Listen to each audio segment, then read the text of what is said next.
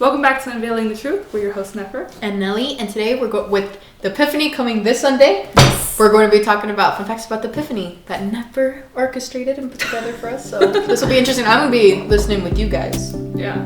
So without further ado, It's going to be fun. Let's go unveil the truth.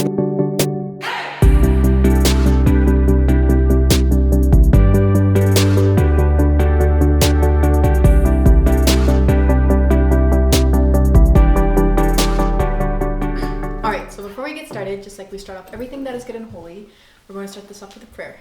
In the name of the Father, and of the Son, and of the Holy Spirit. Amen.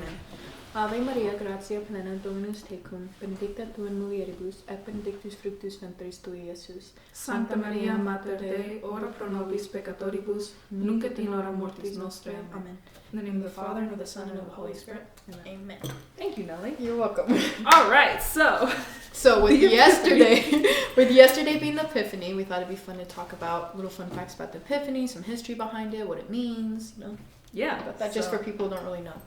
Yes, so the Epiphany, me specifically, the Epiphany has always been like a big deal for me in kind of my family. And it is a big deal in the church as well. So, the Epiphany. We're going to learn a little bit about what the Epiphany is. Besides the fact that it's the end of Christmas. Yes. So technically we're still in the Christmas season. We're supposed to be in the Christmas season all the way until the Epiphany ends. Yeah, so points about that. Okay. So the Epiphany, for those of you who don't know, it's a feast that, well, in the U.S., they changed the feast to be like the nearest Sunday. So this year, it was yesterday, which is January 7th. But it's the actual traditional, like, permanent date is January 6th. Mm-hmm. And so every January 6th, and the reason why it's January 6th is because it's the 12th day of Christmas.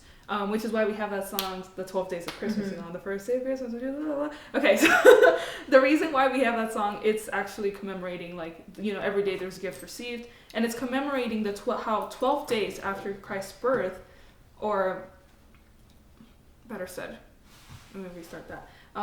So it's actually commemorating that 12 days after we celebrate the birth of Christ, we celebrate the day that the three magi, or the three wise men, you know, showed up to Jesus and were like, hey, we brought you gifts. Mm-hmm.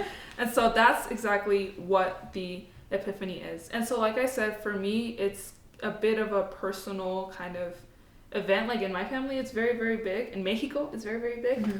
And so what we do on the Epiphany, and I was telling Nelly this earlier, is that while it is, we kind of have the baseline tradition of giving gifts on Christmas. Mm-hmm. In Mexico, for those of us who really, really celebrate the Epiphany, we don't do gifts on Christmas, rather we do them until January 6th, until the day of the Epiphany. And so the reason why we do that is because we kind of see that Jesus, on Christmas, that's his birthday, and so the focus should be on him. It shouldn't mm-hmm. really be on us. Whereas on the day of the Epiphany, because that's the day that Jesus received gifts, then we can receive our gifts as well. And so, at another... Which is the whole tradition of Christmas. Yeah. With the giving presents is because exactly. Jesus received presents. Yeah, exactly. And so another way that we also, or, you know, kind of like a supplement to the Epiphany, at least in Mexico and parts of Spain, and I think as I was doing the research, other European countries also kind of have their own little version of this. But, excuse me, you have what we call the La Rosca de los Reyes, or the King's Bread. Mm-hmm. And so, you know what that is, right? Yeah, your mom gave me some. Oh yeah, that's true. It was really I good. Forgot. Okay. I like it because it like filled you up. Yeah. You like barely ate like a quarter of it, and it was super filling. It's like bread with like little jellies on top. Bread. Yeah. It's really thick. Hey, we're not body shaming the bread, okay? I mean that in the best way possible. Like chunky bread is like the best because there's more of it. Because it's so filling. Yeah, exactly. Yeah. And it's very soft, like mm-hmm. on the inside too. And so maybe we could put a picture in the thumbnail. But the King's Bread is basically, it's in the shape of a circle. Well, now it looks like an oval, and I saw that the reason for this is because as people started making this bread more, they needed like bigger ovens, and so the thing just started coming out like an oval. Mm-hmm. But it's supposed to be a circle to represent a crown, and it's supposed to represent Jesus being the King of Kings. That's right. And so the bread itself is the crown. The little fruit jellies on top of it is the jewels on the crown. Oh, okay. And so that's cool. The tradition with the Rosca de los Reyes is that there's usually, I think like a very baseline bread will come with 3 little baby Jesus thingies. They're little baby Jesus figurines, and they're hidden inside the bread. And so the reason they're hidden inside the bread is to commemorate how Herod, when he was seeking to unalive Jesus, and he killed all the firstborn, Jesus had to hide in Egypt. And so the little baby Jesus figures are hidden inside the bread. Wow, that's pretty cool. To commemorate that. And another thing that I was also kind of like telling Nelly is that for us, Christmas doesn't end until February 2nd because of the tradition how on the day, well, first off, it's the day of the cuarentena, so it's like after the 40 days of Mary's purification when she presents Jesus in the temple. That's when you can be like, okay, now like the birth process is fully complete. But on top of that, on the day of the Epiphany, the people who get the little Jesus figures in the rosca, they're the ones who are supposed to pay the tamales. Oh, no. On February 2nd, which is Candlemas, or El Día de la Candelaria, which is the day of the presentation of Jesus. And so traditionally it's tamales, and you eat tamales on February 2nd. So like if say the three of us were to cut a bread and I got the baby Jesus in the bread, then on February 2nd, traditionally I would make tamales and I'd be like, okay, now I'm paying up my tamales for that for the day because I got the little baby Jesus. That makes sense. Oh, you could do something else, but the tradition is tamales. So yeah, that's kind of some of like a traditional way of celebrating the Epiphany. And so just some quick little facts about what the Epiphany is. So one of the things that we kind of think about in the Epiphany, we always look at nativities and we see the shepherds and the kings all coming to see little baby Jesus. In reality, the kings probably didn't come until way after because there's a reason why Herod says all the baby boys 2 years and younger. And so because if it was around a 2-year span that they were looking for baby Jesus, and they probably found him when he was a toddler already. So it isn't in that same scene, and like we said, it's not celebrated on the same day as Christmas for that reason as well. Exactly. So Jesus was probably not a baby but a toddler. Now the three magi. So the names traditionally attributed to the three magi are Melchior, Balthasar, and Caspar. And the cool thing about the story of the Epiphany and the three kings is that they weren't Israelites. They weren't within like the nation of Israel or even in the kingdom of Judah. They were most likely, since they do say like the song "We Three Kings of Orient" they were probably from the east. And so from the eastern nations. And I was like doing research about where they're probably from and everything. And so according to what we can assume about the times and stuff, the magi, they're not necessarily kings, but they were magi. And so these magi, or wise men, which if you look in the book of Daniel, wise men are basically like astrologers. Exactly. So they believe in astronomy and astrology, only that back then it wasn't that creepy like voodoo stuff. Yeah, that was like shouldn't have fun now. Yeah, astrology was just kind of like, okay, this, like the stars are telling us that this could happen. It's not like, oh, your star sign is going to say this about you. It wasn't like that. So these people who understood astronomy and astrology were very, very learned, wise men, which is why we call them the wise men, or the three magi. And these three magi, in the eastern territories, the only nations that had magi priests, which is they were probably priests of this like religion, and the religion they probably belonged to was called the Zoroastrians. And so, like I said, they were very focused on astrology in the way it was back then. And they also thought sorcery was bad. So they had their own little, like, weird, kind of religion. And they were probably from the countries of where the Magi come from. There were Persia, Babylon, Media, and Assyria. So during the time of Jesus' birth, these 4 countries were the ones that had Magi priests. And so they're believed that they came from Persia, Babylon, and Media because there was big, thriving Hebrew communities in those nations. And so maybe they were Jews who just grew up in that area, or maybe they were just influenced by the Jews, at the very, very least heavily influenced, because Persia, you had like, Queen Esther, you obviously had Hebrews there. Yeah. Babylon, after the exile, you still had people there. And Media, that's the land of Zipporah, Moses' wife. So they're also descendants of Abraham and have, kind of like that Hebrew influence. And so, so these 3 kings, the story basically goes that the 3 kings, they saw this huge big Christmas star. And like we were just talking about earlier, that the Bible never said that there was just 3 of them. Yeah. Oh, you're right. Yes. Yeah. We just assumed that there was 3 of them because there's 3 gifts, but there could have been more than that. And like I was telling Nelly earlier too, there's this movie that Martin Sheen did where there were 4 wise men and one of them got lost. I don't know, like if that's just like something that people came up with, but I've seen several like adaptations of like the 4th wise man. So I'm like, is there like some like archaeological evidence or something that kind of pointed to a 4th guy? I don't remember. Yeah, and who knows? It could have been a whole group of people that went and gave the gifts, but there was just 3 gifts, so we just know the names of those 3. Yeah. Oh, and since you do mention the gifts, let me go to that. So the gifts fulfill the prophecy of Isaiah. So in Isaiah, you actually have gold, frankincense, and myrrh mentioned in the prophecies of Isaiah. Well, you want to hear something else that I heard? Yeah. I was talking to this guy in the restaurant that I work at. I know it's a restaurant.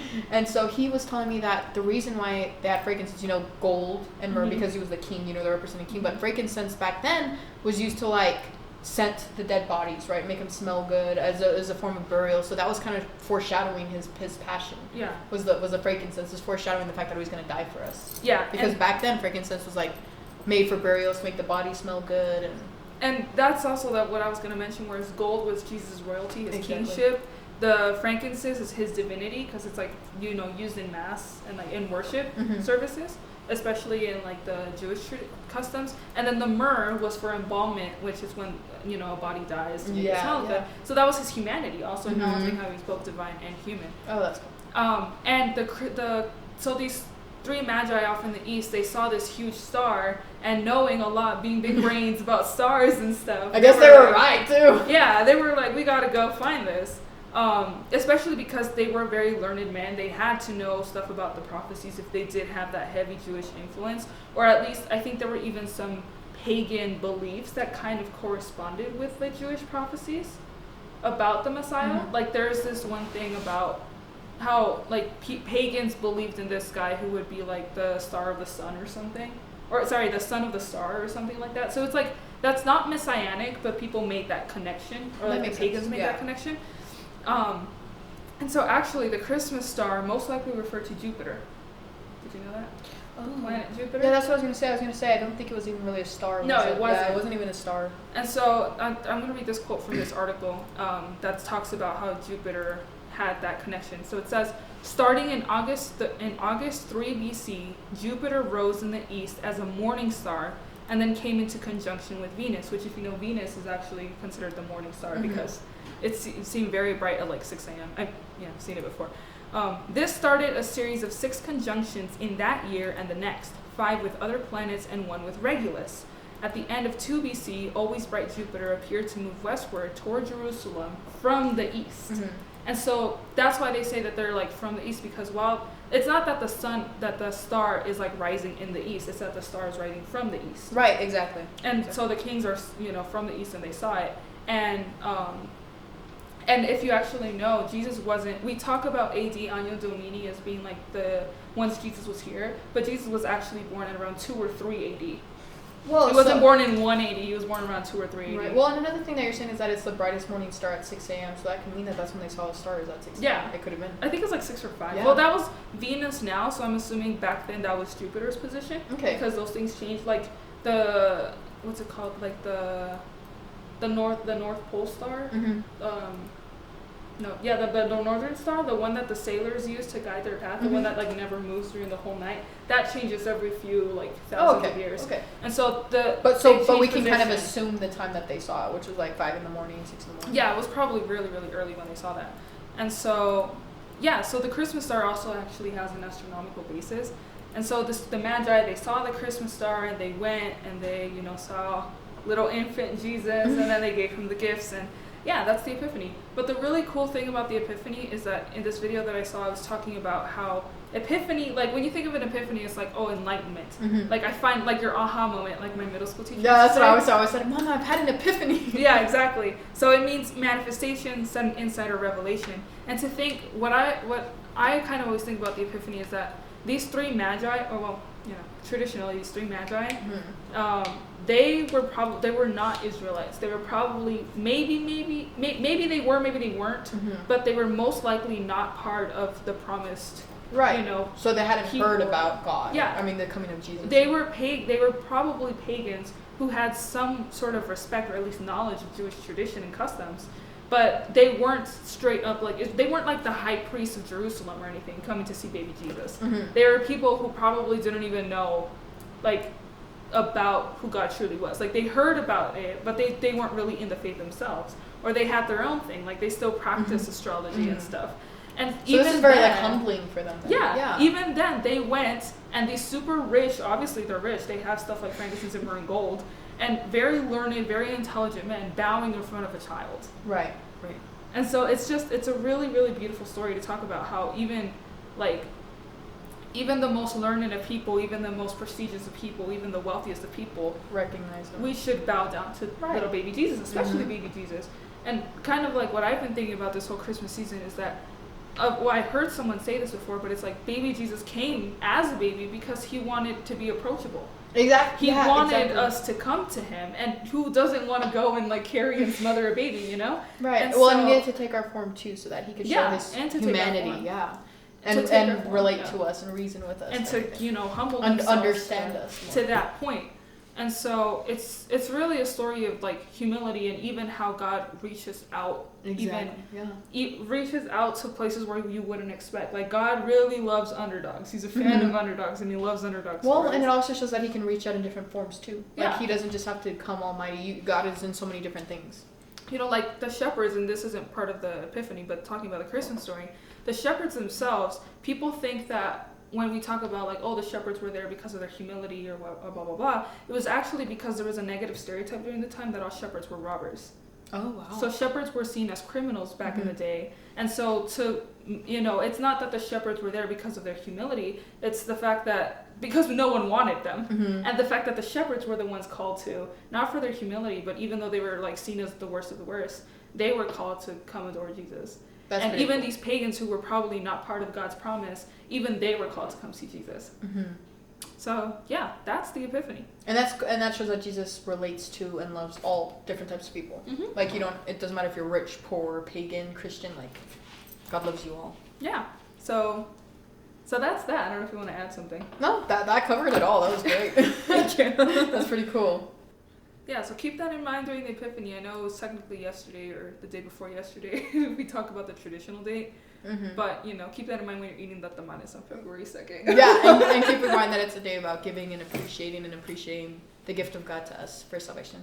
Yeah. So thank you guys so much for watching. Yeah, we hope you enjoyed and we hope you had a great Christmas season. Yes, and we know we haven't been recording in a while or uploading. We're going to try to be more on it now. Yeah, we were going to say that. Sorry about that. It was just really busy. My family was sick, and then Christmas break. We just finished school 2 weeks ago, and then New Year's. And now we're going to go back to school. It's wonderful. But we're going to try to stay on top for you. We're gonna make it a priority. So thank you guys so much for your support. Yes, exactly. And so make sure to like, comment, share, subscribe. Look down on the link tree down in the description below. And I'll have articles posted about these things, and some of them are going to be in Spanish, so just put the Google Translate thing. Oh, and also we're going to be recording here for a little bit, for at least the next few months right now, because our studio's occupied right now, so yes, we're going to be recording here for a little bit, so yep, so we're praying for you, God